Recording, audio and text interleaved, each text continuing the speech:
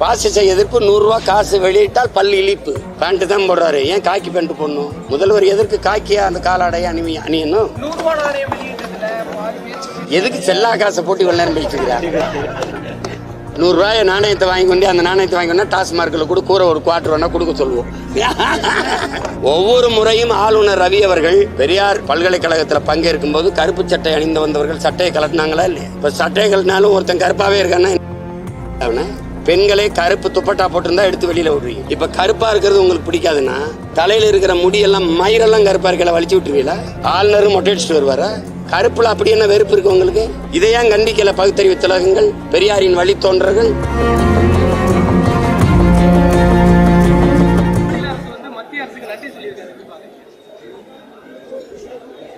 எதுக்கு சொல்லியிருக்கு? 100 ரூபா நாணயம் வெளியிட்டதுக்கு நன்றினா தமிழ்நாட்டுக்கு தர வேண்டிய நிதிநிலை அறிக்கையில் நிதியை ஒதுக்காததுக்கு என்ன சொல்லுவீங்க? நன்றின்னு சொல்லுவீங்களா இல்லை வேற ஏதாவது சொல்லுவீங்களா?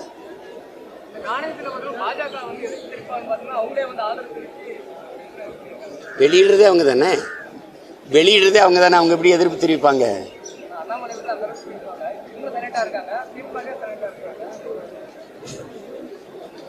பிஜேபிக்கும் திமுகவுக்கும் என்ன கொள்கை மாறுபாடு இருக்குதுன்னு நீங்க நினைக்கிறீங்க?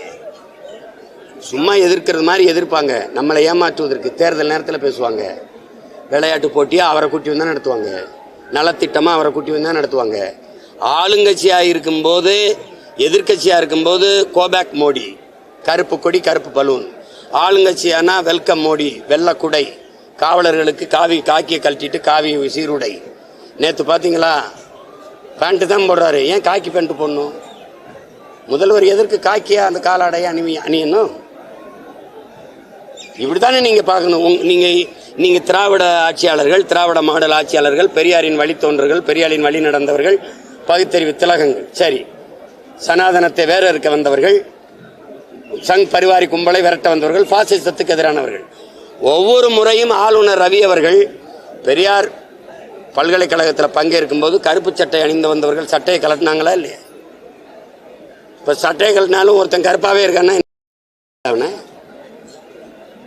அன்னைக்கு ஒரு நிகழ்வுல கருப்பு சட்டை போட்டவங்களாம் கழட்டினீங்களா இல்லையா? பெண்களே கருப்பு துப்பட்டா போட்டிருந்தா எடுத்து வெளியில விடுறீங்க. இப்ப கருப்பா இருக்கிறது உங்களுக்கு பிடிக்காதுன்னா தலையில இருக்கிற முடியெல்லாம் மயிரெல்லாம் கருப்பா இருக்கல வலிச்சு விட்டுருவீங்களா? சொல்லுங்க. நீங்க ஆளுநரும் மொட்டை அடிச்சுட்டு வருவாரா? கருப்புல அப்படி என்ன வெறுப்பு இருக்கு உங்களுக்கு? என்ன வெறுப்பு இருக்கு? வெள்ளையா இருக்கிறவங்க உழைக்கிறதெல்லாம் சாப்பிடுவீங்களா? கருப்பா இருக்கவன் சாப்பிட்ற கத்திரிக்காய் வெண்டைக்காய் எல்லாம் சாப்பிட்றது இல்லை. ஐயோ, இவன் கருப்பா இருக்கிறவன் விளைய வச்சு கீழே போட்டு போயிருவீங்களா? சேட்டை தானே இதெல்லாம். இதையான் கண்டிக்கல பகுத்தறிவு திலகங்கள், பெரியாரின் வழித்தோன்றர்கள்? நான் ஒருத்தன் தான் கத்திக்கிட்டு இருக்கேன்.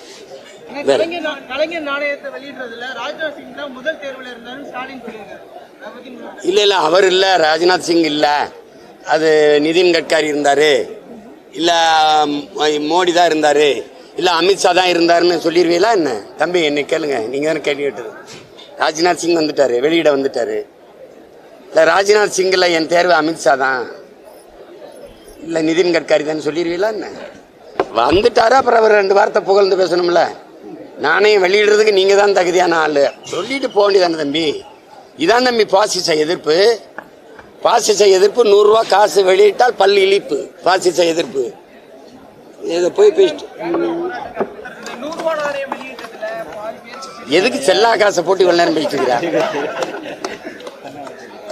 100 ரூபாய் நாணயத்தை வாங்கி கொண்டு அந்த நாணயத்தை வாங்கி கொண்டா டாஸ்மார்க்கில் கூட கூற ஒரு குவார்டர் வேணா கொடுக்க சொல்லுவோம்.